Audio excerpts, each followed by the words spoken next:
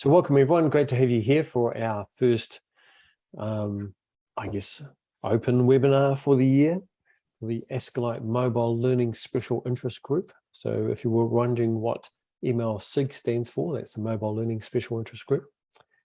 And because I'm in Australia and I think quite a few of us are in Australia, we acknowledge the traditional owners of the land on which we live and work. And I'm based at University of Melbourne and Parkville campus, which is the Wurundjeri people of the Kulin Nation. And we pay respects to their elders, past, present, and emerging. But we do have quite an international group. So we have people as far away as Japan, and we've got two of those joining us today, which is great. And we have several people in New Zealand and probably a few others around the place, but because ASCILITE is Australasian, keen to get people from all over Australasia to join us. So today is just an intro to what is the Mobile Learning Special Interest Group, bit of a hello from some of our core members that have been quite heavily involved over the last couple of years, and you know, just some of the stuff that we've been doing. So that's what we're up to today. And we're going to start with a bit of a intro from our members. But if you want to grab these links for some of the notes that I'm showing today, this is a QR code for it. So you can scan that with your mobile device because we are a mobile learning SIG. And if you've got a tablet or a smartphone, you can scan that and maybe bookmark it. If not, then there is a link there, and I'll just copy that, put that into the chat. And Tom Worthington's put a link there to the ASCILITE site as well, to our page. So this is just a bit of a collection of some notes and a brief history of who we are and what we've done.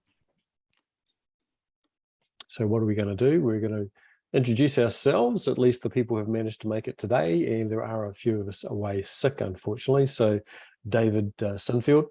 So David was going to do our wrap up, so I guess that'll either be me or Vickle.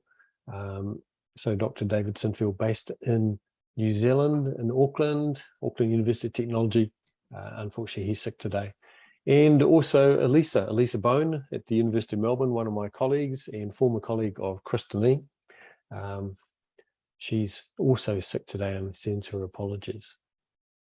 So we're going to just go around the group, intro ourselves. We're going to talk a little bit about our history, Vic and myself. Chris is going to talk about some of the research that we've been getting into. He's nodding, which is a good thing. And James is going to talk about our research plan, which has kind of been our focus for the last 12 months, I suppose, or just a little bit more. Vickle's got a Padlet activity for us, and then that'll probably pretty much take us to the end of our time.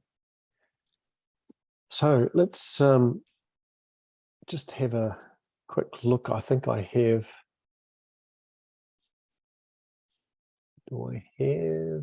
I thought I had a page with some of us there. It's probably further down. We'll come back to that later.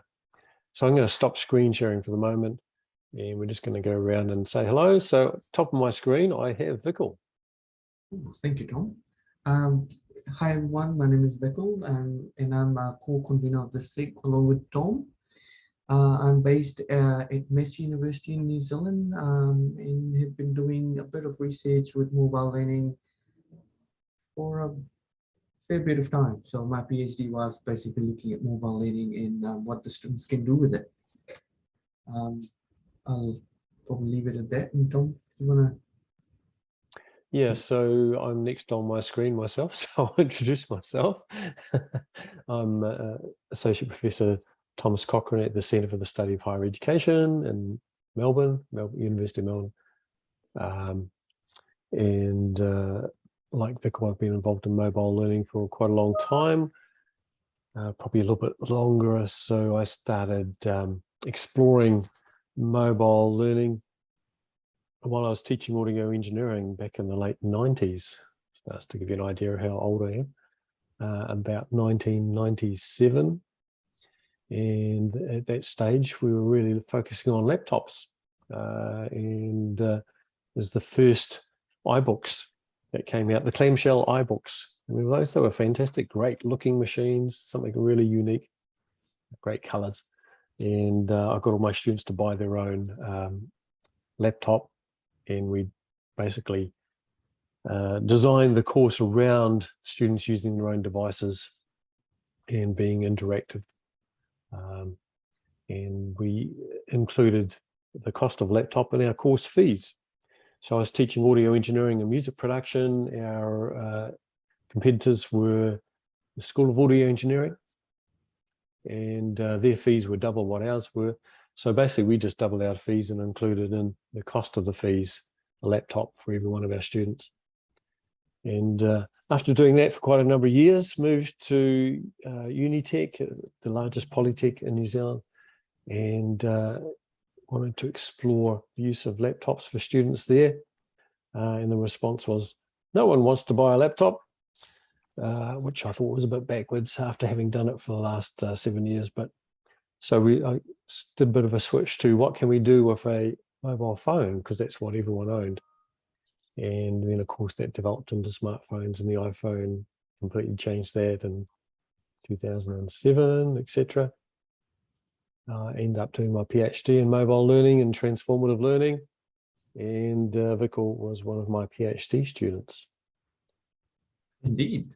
So that's a bit of a summary. And then in 2016, we got invited to start the ASCILITE Mobile Learning Special Interest Group. So I'm giving you a little bit of the history here as well with my intro. So we've been going about 6 years now, and I think we've made a significant contribution, particularly to the research of mobile learning. So anyway, that's enough about me. We're on to Neil. Neil Cowie, Dr. Neil Cowie. Yeah. Thanks, Tom. It's nice to learn a little bit more about you.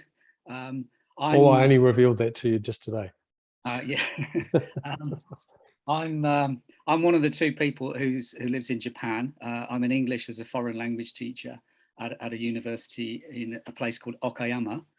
And my route to this SIG was actually, I went to an ASCILITE conference, and probably Tom doesn't know that, but I went to one of his talks and he talked about this SIG. And so I thought I would kind of join in. So I get a lot out of coming every Friday. I'm not so focused on mobile learning, but so I learn a lot about that. But then I learn a lot about other things to do with higher education, and that doesn't go on in Japan. So it's kind of I benefit in two ways, I think. So I'm really glad to join the group every Friday and learn a lot, and maybe just sometimes contribute a little bit from a Japanese perspective.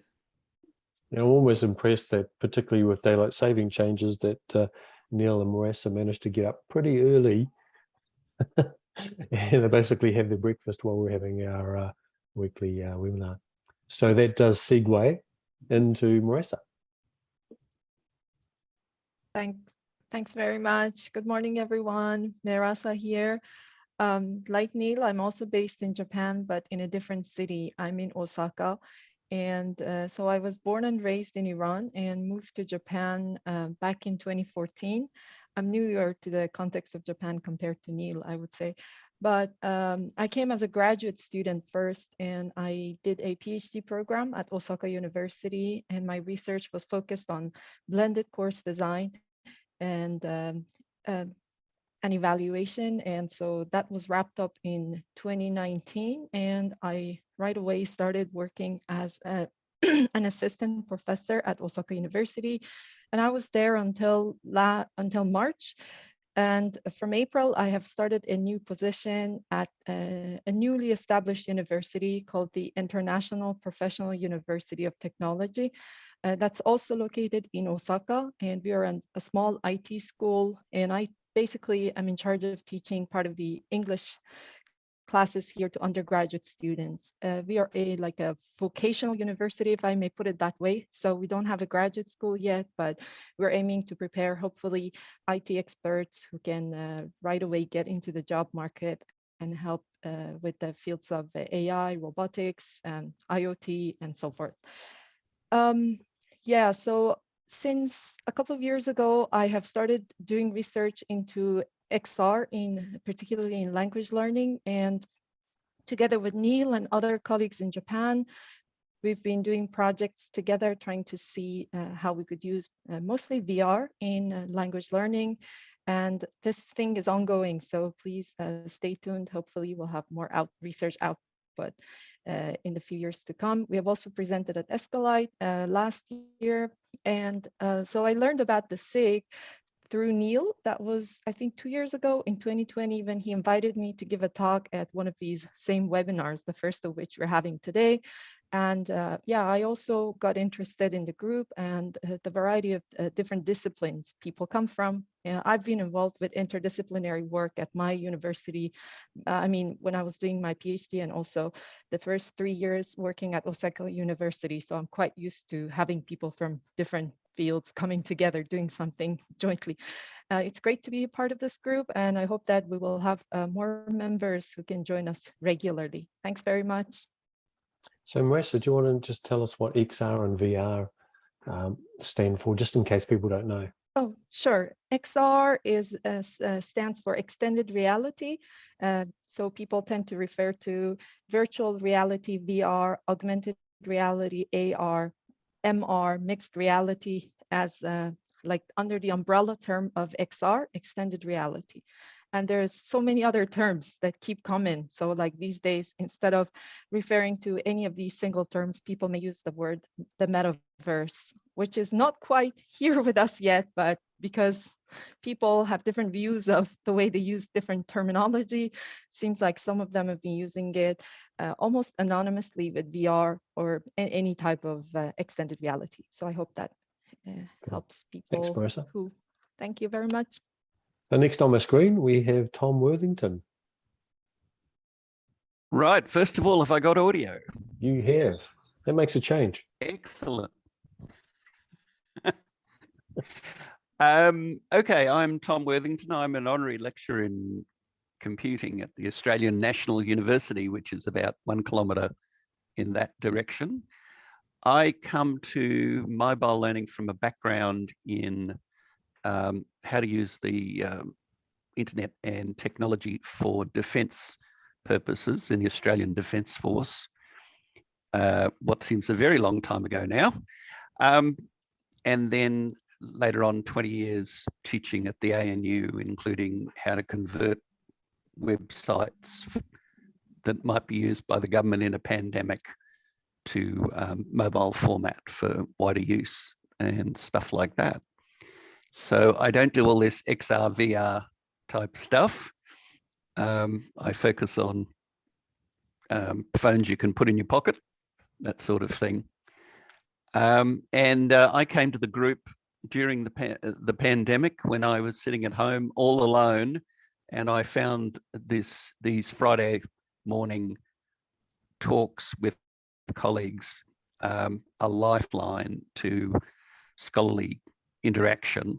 And then I got drawn into helping out with some of the activities that were being done, and have been here ever since.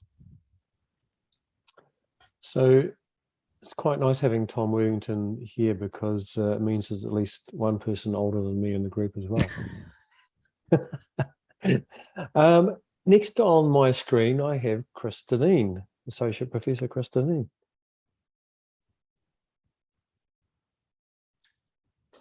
Great. Hi, so I'm Chris, and as you can see from my backdrop, I'm with the University of South Australia. I'm an associate professor with Education Futures and an enterprise research fellow, which basically means that my position is research intensive. And I was brought in to look at new and innovative ways that we can frame research, both in terms of capacity development, but then also pursuing things like funding, publication opportunities, and alternate and meaningful ways of engaging both the general public, but then also ways of representing impact and actually having impact in research. And my background is teacher education. And I was a teacher first, and then a teacher educator.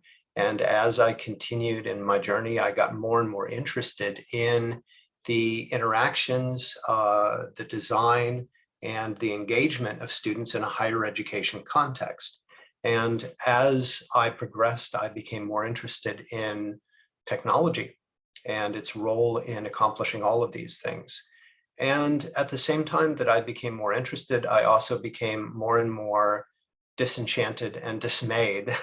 And I roll that back to one particular meeting. It was kind of my moment of clarity. It was with a bunch of representatives from Blackboard, the LMS system, and in which they all filed into the room in which we as academics were sitting, and they were all dressed in identical black suits. They all held out their cards to us.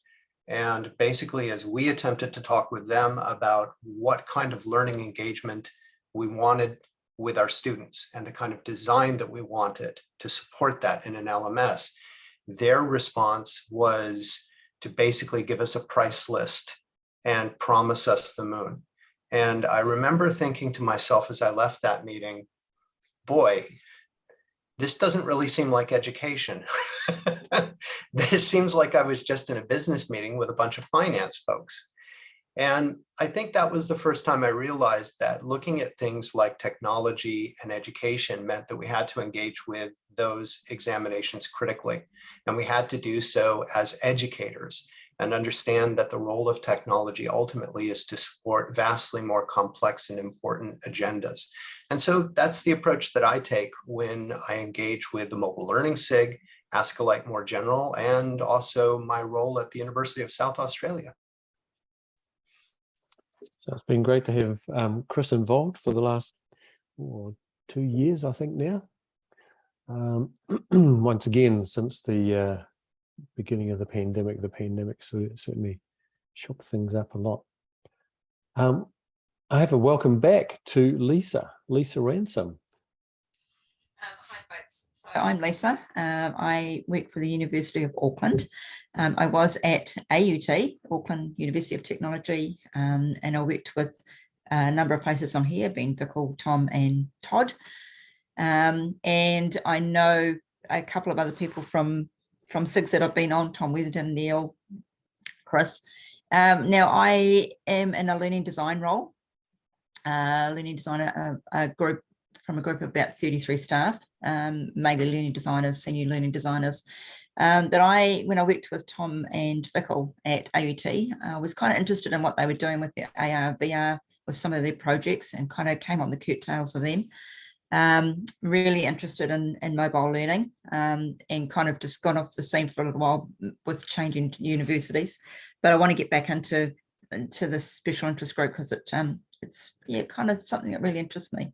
But yeah, really enjoy the work that's been done in previous SIGs. I was also part of ASCILITE, also part of ACODE. So there's a lot of stuff coming through there as well that is of interest. So yeah, looking forward to going forward with this and meeting some people again. Thank you. Yeah, great to have you back on board, Lisa. Lisa was a core member for a number of years, and then the pandemic just made her job incredibly busy for the last 2 years, so things get squeezed. James, Dr. James Burt. G'day everyone, hopefully you can hear me okay. Yes. Yes, I'm one of those got the cold, feeling sick things. I put it down to 16 hours of teaching over the last 2 days, but anyway, so lovely to meet all these new people who've come to listen to us today, which is wonderful. I sort of came to the SIG a few years ago. I actually had my first ASCILITE in 2014 in Dunedin, and I sort of met Tom and Vikal as part of ASCILITE. And then I think it was a couple of years after that I joined the SIG. And what was interesting and why I found the SIG incredibly useful is that my background is in information technology. I have a PhD in software engineering and artificial intelligence, but I am at a very teaching intensive university here at Bond University on the Gold Coast. And I really, as part of being a balanced academic, really had to start to think about how can I get research outcomes with very limited time to be able to conduct research. And so I have subjects, and I had subjects and many other subjects in the areas of things like augmented reality, virtual reality, 3D modeling, 3D design, etc. And I obviously identified those particular areas as growth areas, especially when I started working in them in around 2011, 2012. But I didn't really have the confidence in publishing around those areas, in particular in education. And so I had my first publication at ASCILITE in 2014, where I was exploring the ideas of 3D printing, augmented reality and virtual reality, and using 3D models as a conduit to sort of speak to those different technology mediums for communication. And I sort of listened to some of the other presentations. Of course, Tom, I think it was one of yours on VR or whatever it was at the time. And I thought, this is interesting. And so then I started attending the meetings, and really, it was actually through the endeavors in the research side of the SIG around special issue journals.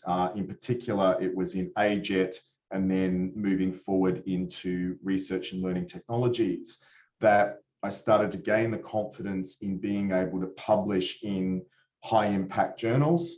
And since then have published probably around 60 publications in the last 5 years in AR and VR. And now I sit on the International Organization for Standardization for AR VR. I do EDUCAUR's Horizon Report for my expertise in AR VR, and then also my work with the IEEE and others around the state of XR from an international perspective. And I really would say that I put a lot of the sort of, I guess, the impact, growth and trajectory that I've had squarely on my association with the Mobile Learning SIG. So there you go. I thought that was pretty good. Cool. We've created a monster called James Burt. And finally on my screen for today, and we are missing a few people today, and I think it's mostly due to being winter down this end of the world, is Todd. So Todd, do you want to introduce yourself? Yeah. Kia ora all from Auckland, New Zealand. I always hard following James, but yeah, because I'm a mere PhD student at the moment, but have been teaching at AUT for a number of years. And I guess my journey started with the mistake of meeting up with Tom over a coffee with a pedagogical question of surely we can do things differently. So my background is in physiotherapy, and thinking about different ways to approach what would otherwise be seen as quite practical, hands-on, a way to be able to help to supplement or augment that learning. Yes, within healthcare, we have the likes of simulation suites, but they're quite expensive, and little old New Zealand doesn't necessarily have the money for that. But we also want to think about ways that we can put the learning back into the hands of the students. And I guess that's where the mobile learning side of things comes into it, and something that they're familiar with, something that sometimes they know more than us about, but being able to think about what does it mean in terms of their learning experience. So I've had the pleasure to be working with the group of people that are on the screen now, and been a part of some publications and presentations. But I guess what I get out of it the most, and especially just with this journey that I'm on with PhD at the moment, is that the discussion about doing things differently, and to be able to have some reassurances of, yep, I'm on the right track there. To have that frank discussion of, no, you got things wrong in that regard, or have you looked at something else? So really value the group here. It's a bit of banter, but I always come away feeling enriched. So kia ora and thank you to you all. And it's been great to have Todd on board the SIG as well. So it's always interesting if you've done any supervision, that it's a two-way process, just like any teaching, learning, I guess, role, but a bit more of a partnership. And so it's always great to actually learn stuff from your PhD students at the same time as hopefully they're learning stuff from you as well.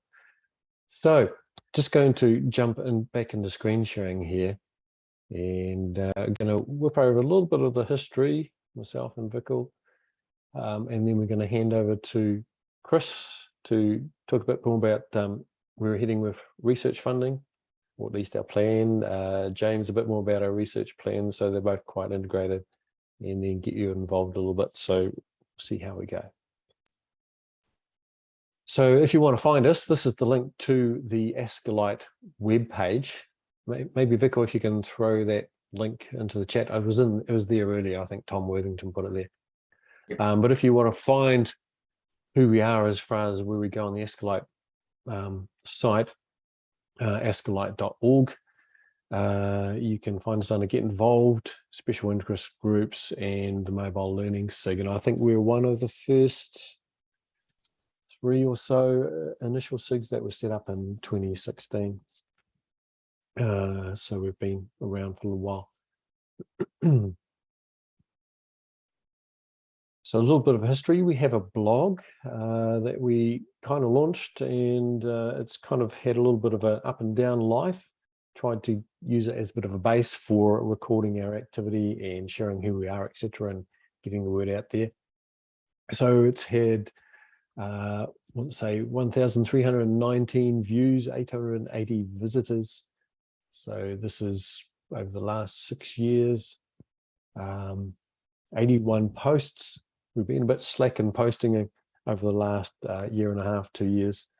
I guess we've had a slightly different focus since the pandemic, but that gives you a little bit of an idea of perhaps some of the impact of our blog. We ran a webinar series where we did a weekly webinar, 2018 to 2020. So that was 3 years. We had 57 episodes, and those are all recorded on YouTube playlists. So if you need something to put yourself to sleep one night, have a look at one of those. I won't name any names of really good ones to put yourself to sleep, but no, actually we had some really great conversations. We explored a lot of different areas, had some great guest presenters over that whole series, and then we sort of switched focus a little bit. We've been reasonably active on Twitter, so we use the ASCILITE MLSIG hashtag. Vikul, feel free to jump in anywhere as we go along, so I don't get boring. And I found this nice retweet from Chris, which mentioned a lot of our core members' Twitter names, so I thought that was nice. And this is around a collaborative Padlet that we put together, thinking how mobile learning could actually be useful as a response to the pandemic and some of the issues around remote learning. So we did that in 2020 and had several outputs around that. So if you want to follow myself or Vikul, there's our usernames as well, but you can see the other core members up here as well if you want to follow them. A couple of people who are not here today: Stephen Aiello, David Sinfield, Paul Goldacre, who calls himself Dingo Digital, so you get the idea, he's Australian. Meredith Hinds, who's been along a fair number of times, and Ben Soltani. So our focus recently, over the last sort of 12 to 18 months, has been really building that research capability and being a lot more strategic about that. And I won't go into that too much because I'll be overlapping with Chris and James, but just to give you a little bit of an idea of some of our research outputs, and you can see on most of these, we've got rather a long list of contributors.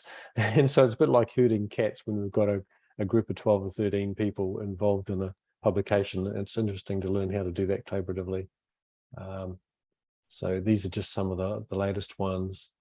And this is not an exhaustive list. This is just the stuff I had in my EndNote that was easy to pick up. And I didn't actually count them, but we've, as you can see, got quite a significant number there. So I'm going to stop screen sharing and hand over to Chris, because it's about time someone else talked. Thank you, Tom. I think that was a really good broad overview that you gave us of the work that we've been doing and some of the value that's added in being an active part of the mobile learning SIG. And what I'd like to do today, because we have limited time, is only just briefly touch on a little bit of what it is that we're doing. Let me just pull my notes up here.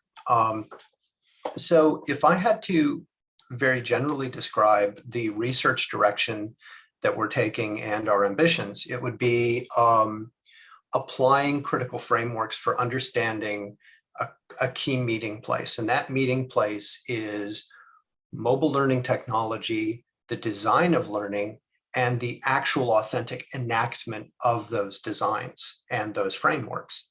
So it's the idea then that we are marrying theoretical framing and validating and understanding what that actually means from a research perspective, but then moving that into authentic practice to better understand and ultimately guide meaningful, authentic practice. So really, I think this is one of the exciting parts of being a part of this special interest group, is that we're not just talking about what we're doing, and we're not just theorizing in abstractions. Rather, we are grounding this in exactly the kind of scholarship that I think needs to be done, which is, what are the iterative relationships between scholarship and practice? And so some of the ways that we've been taking this involve, of course, ASCILITE conference contributions. And I hope that some of you have been to those or maybe even participated in those. But also we're looking for some pretty classic outputs like peer-reviewed journal papers. In fact, as a group, we recently submitted to a special issue of Australasian Journal of Educational Technology. And this is a great piece that actually embodies exactly what I'm talking about, the idea of you taking theoretical modeling and then actual practice. And I'll say a little bit about that in a moment.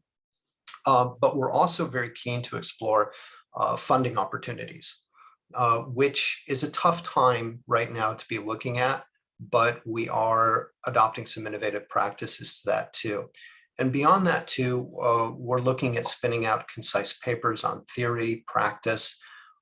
We plan on doing a conference workshop at the coming ASCILITE 2022, and we are currently working on a systematic learning review as well.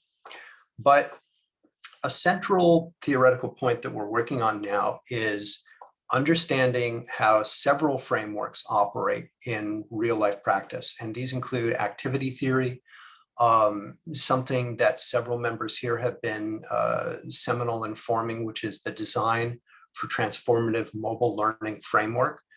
And then the combination of pedagogy, andragogy, and hutology. This idea that these three things together really encompass the space of the learning. And so we've actually generated a paper out of that very complex, sophisticated relationship, and it's case study based, what's actually going on in classrooms. And that's the piece that we submitted for AJEP. So next steps do involve things like seeking competitive funding. So in Australia, some of the big ticket competitive funding comes out of the Australian Research Council. And so, of course, the big prize is a discovery grant. But frankly, those are getting scarcer and scarcer in the social sciences. And there's all sorts of reasons for that. Some of them way outside the domain of what we can affect as academics. But there's also some really interesting opportunities too with linkage grants. And so we've begun discussing opportunities in terms of discovery, but also linkage. This is something I'm very interested in because University of South Australia frames itself as the enterprise university. And so it's all about the hustle, and linkage grants are very much about reaching out to industry and seeing how you can get reciprocal funding and reciprocal benefits while still satisfying our agenda as researchers and as people who are doing research into practice and making practice better. So I think it's a very exciting time to be a member of this SIG, because not only are there tremendous opportunities ahead for the SIG and its members, but also I think we're already seeing as a group how we're leveraging those opportunities to produce some very meaningful work products that translate not only into impact and career development for the members, but I hope too actually moving the needle on real practice and getting technology into the kind of space in relationship to teaching that it should be. And so I'm excited to be a part of that. And I hope if you're thinking about being a more regular member of the Mobile SIG, that you will be excited by this too. So thanks for the great marketing pitch there, Chris. That's awesome. And we're going to hand over next to James Burt. I think Chris just stole all the glory. I think he mentioned almost everything. Dude, I'm sorry. That's all right. And I've just realized, sorry, Chris, that I didn't make you co-host, so you couldn't screen share. I'm going, oh, my bad. Thinking, yeah, Tom, do you want to share what we? I've just made you co-host, James. No, it's fine, mate. It's fine. Look, I guess I think, what am I talking about? What we're currently working on, which I think Chris has just gone through. I'm so sorry. I got right, very mate. excited by the funding thing, and I started rolling. What I think then is, again, I think for newcomers into the SIG, I guess reiterating once again that the core focus, of course, around the SIG is around mobile learning. And really it's about sharing about what we're doing in mobile learning across multiple different classrooms, multiple different endeavors, whether it's directly into teaching students, whether it's into teaching colleagues, whether it's into different disciplines like health sciences, construction, English language learning, etc. So I think the depth and breadth of how we're exploring mobile learning, and also what does mobile learning mean? And as we're moving towards smartphone devices and other headset-based devices and sensors becoming so ubiquitous and wearable and almost integrated into society, how we can start to reframe education and reframe our ideas of engagement and various other pedagogical outcomes that we're trying to explore. And I guess from the SIG's perspective, not only just sharing those within our group members, but also sharing our collective experiences out into the wider research field. And I think we're really trying to achieve that predominantly through the work in our evidence and gap map, and also our systematic review, with the evidence and gap map really trying to explore what does essentially mobile learning look like post-COVID, and really what was it like before, what is it like now, and a real contemporary look, because we've really had a great transition and a transitional event with COVID.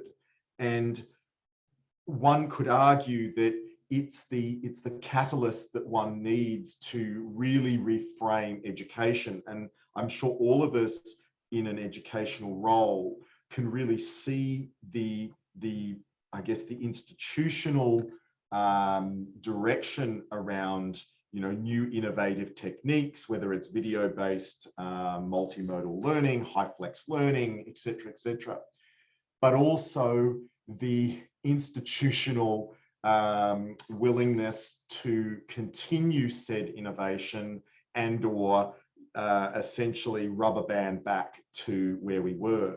And it's interesting, I just had a meeting from our sustainable development group where the institution that I'm in at Bond Uni, we have a mandate now to essentially integrate the UN Sustainable Development Goals into all of our education practice and also research practice. But I mentioned as part of that meeting today, the also willingness for the institution to completely go back to face-to-face teaching, and how does the steps forward that we have just been approaching around multimodal, mobile learning, XR-based learning, about how we can get students from all over the world to engage with content, and how does that fit in with the Sustainable Development Goals when one of the primary focuses is around quality education and accessible learning. And I think what we really wanted to try to achieve with that evidence and gap map was to really open up what is happening around the world post-COVID in relation to mobile learning, and XR being one of those aspects. But I also fear, and maybe this will come out in that, especially around the systematic reviews that will be linked to that evidence and gap map, that we certainly saw a knee-jerk reaction. We certainly saw a plethora of publications being pushed out the door in relation to COVID. But will we see that rubber band effect happening, and how many institutions will roll with new pedagogical practice around mobile, around XR, etc., and where will the educational landscape sort of fall, I guess, over the next couple of years? And I think our ultimate goal, of course, is to try to look at something like an ARC Discovery Grant to really answer this question around mobile learning, but also I think to hopefully generate some kind of inter-institutional policy or something around best practice in mobile learning, and that how that fits into that equation of hyperflex learning, face-to-face, etc. And this interplay between the IT support and this just clamping down from a security perspective and IT perspective of devices, but also how does that really reflect the current cultural endeavors of the students, the society, in that mobile devices are ubiquitous, yet they're almost seen as taboo within the educational landscape, especially in face-to-face education, and So how we that's can tell that huge, story. Huge list of aspirations, isn't it? It is, but I guess that's what we're trying to achieve. Exactly, we're trying to achieve that as an aspirational look, but obviously starting that through an evidence and gap map, which is really focusing on the landscape post-COVID, and then a systematic review that really explores it from an in-depth question around mobile learning. And really, one needs to have some concrete evidence and an evidence-based practice of where we are now, and especially post-COVID, because it did change the landscape. And then also, what is our aspirational look forward to essentially making a meaningful impact from the SIG and our collective SIG members beyond just ourselves as researchers or as educators. So thank you, James. I mean, that was pretty comprehensive, aspirational going forward. And, you know, we're all, I guess the core group's pretty committed. And, you know, we've set ourselves some pretty high goals, and that does mean actually a fair amount of work. So there's quite a bit of work in doing a collaborative systematic review and evidence gap map, but we're kind of up to it. So I wanted to handball to Tom Worthington, because Tom wanted to see a little bit about who's here and why are you here. So I'm going to hand over to Tom, and then Vikkel's going to do a little activity. Oh, Tom, I think Tom and I, we can do it together. It's a small cozy group. So yeah, and we are running out of time. So Tom, do you want to? Yes, one of the lessons of the pandemic was that it's not all about work and writing papers. It's also about connecting with people. I just thought it'd be good to hear from some of the people who haven't been in the group for a long time, who've come along today and might like to ask a question, tell us what they do, tell us what they might be interested in. I sent Belinda a message. I hope she got it and would be willing to talk. Yes, good morning. Yeah, sorry, I hadn't read the message. I was listening, but That's all right. Certainly happy to introduce myself. I'm not sure I've got much to, I don't really have anything to contribute or anything to ask at this stage. This is my first interaction with ASCILITE, actually, and I happen to be on a day off today, so I thought this would be a great opportunity. But I'm a police officer, New South Wales police officer and manager, and I'm about to start a new position at the New South Wales Police Academy. And I am interested in exploring the professional space around learning and technology and associated areas so that I can do my best to make sure the learner experience is a good one, and both for the individual student but also for the organisation, because after all we're setting up our future by bringing those students through the academy. So I'm very much in a learning phase. Okay, thanks for that. Now you're in Canberra and the academy's in Goulburn? Yes, that's correct. Yeah. Because I'm interested in military use of handheld things and how to train military using mobile devices. Perhaps we should have a chat sometime because there's similar issues there. Thank you very much. We've got Mary there. Would you like to tell us about yourself? Yeah, thank you.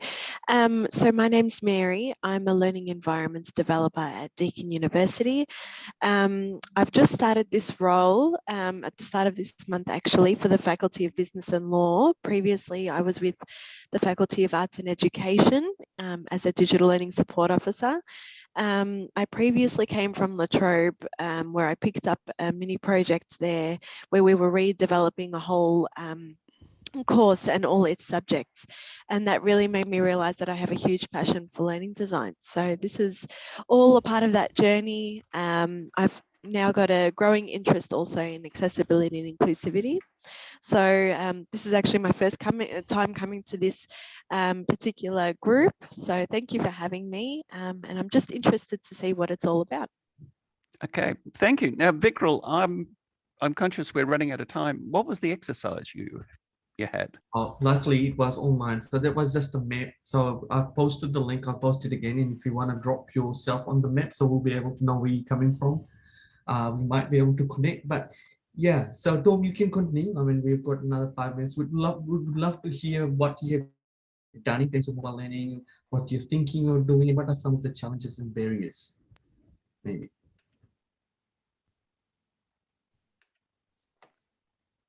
Okay, okay, there's the map on the, it's a Padlet, isn't it? Yeah, it's a Padlet. Yep. So if you click on the plus sign on top, you should be able to drop yourself on the map, just see your location. Yeah. Now, I don't want to put any pressure, but would anybody else like to tell us about themselves?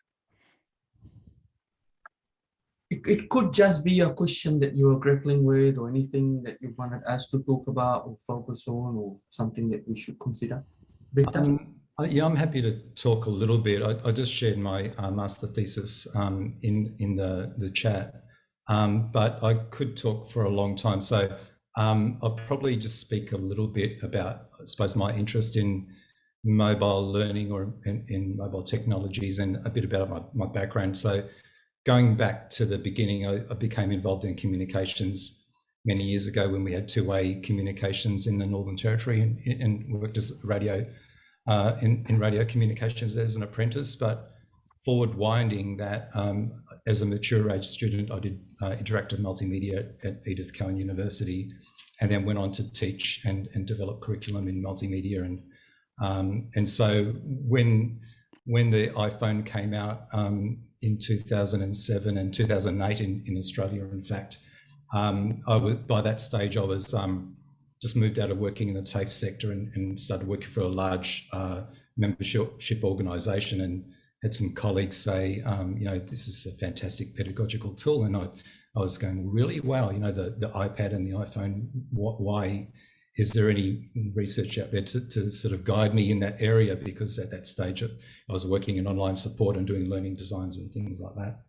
And I discovered that there wasn't really much to tell me about how it could be used. And so I thought I'd start, that led to me doing, you know, pursuing my own master's research investigation. And of course, I was drawing on my own experience of how I could do that. So that culminated in doing an intervention with a group of postgraduate students. And the way that I gathered data was to design an assignment, one of the major assessments to get that data, and ask them how were they actually using mobile devices in their learning. And I thought this was a really good way to do it. Just ask students how you already, because I really wanted to know how it had changed the way that we learn. It was quite clear to me by that stage that smartphone technologies was changing the world, and I really wanted to find out how it changed the way that we learn, so that I could, you know, that could inform how we, you know, our learning designs. And so to bring that back to the work that I do now at La Trobe University, I run a multimedia team here, and we build the multimedia products, if you like, for our online education program.